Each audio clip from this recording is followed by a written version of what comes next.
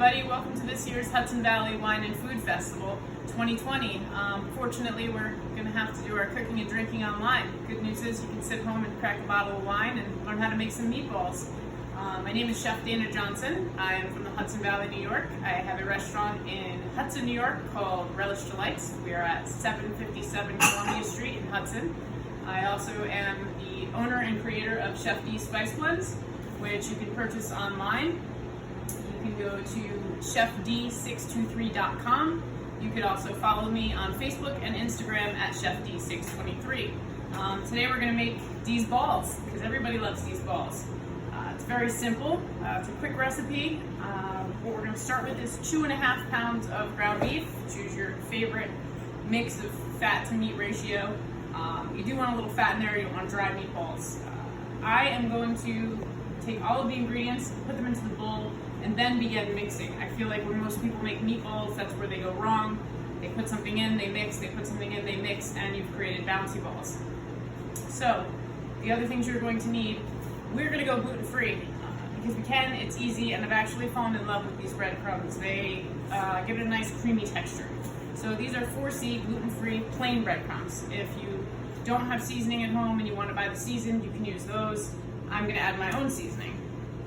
We're gonna go with Chef D's Italian spice, which is here. Again, you can purchase it online.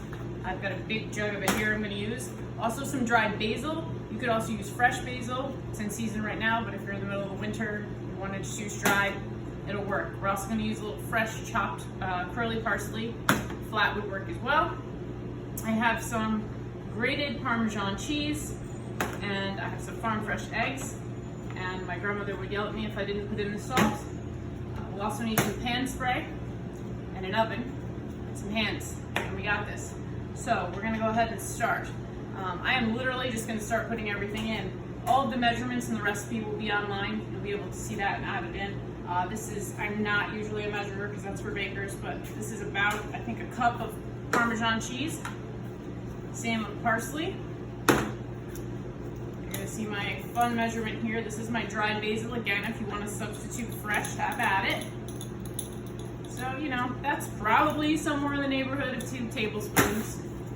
Same things with Chef D's Italian spice. I tell you what's in it, but then I'd have to kill you, so we can't do that. And then we've got the entire canister of gluten-free breadcrumbs going in. And if you check them out, they're a nice, fluffy, light consistency. They just make the meatballs nice and creamy. Don't forget the salt. A lot, about that much. And then the eggs. So like I said, everything into the bowl. We're gonna use this as our trash bowl here. Compost this all later. Maybe not the shells. That's not the texture we're looking for. I'm wearing gloves. Of course, you don't have to do that at home. We are gonna sell these meatballs later. If you don't have gloves on and you go to make meatballs, a good trick is to dip your hands into water. So if your hands are wet while you're rolling your meatballs, it won't stick to your hands. So, let's move this all so I don't knock it all on the floor, and you can see. Everything is in the bowl, and I am going to just start mixing. And you just want to fold it in, because again, I want to work this meat as little as possible. Because if I don't, my mom thinks she makes better meatballs than me, but she doesn't because she overworks her meat. Those are the bouncy balls. She can fight about that in the comments below, I'm sure.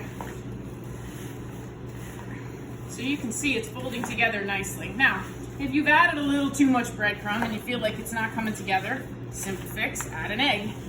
And vice versa. If you feel like they're a little bit too moist once you get to the finished product, go ahead and add a little more breadcrumbs. Might want to have an extra can on standby in case you already used them all. You can also make your own breadcrumbs. Some old school Italians like to put their leftover loaves of bread chopped up in there. Some people like to soak their bread in milk. Some people like to mix their meats. I like all beef, mostly because we do sell it in a restaurant. You got lots of people out there that don't eat pork, so we try and make them for the masses. And same thing with the gluten-free. Everyone can eat them.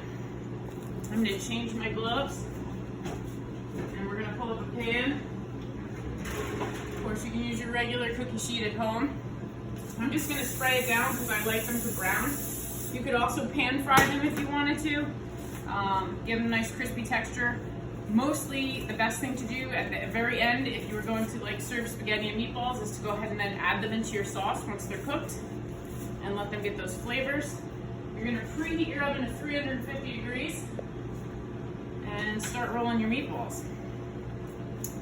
So you can make them however you like. I usually use what fits in the palm of my hand. My balls are pretty big, people tell me. I'm okay with that.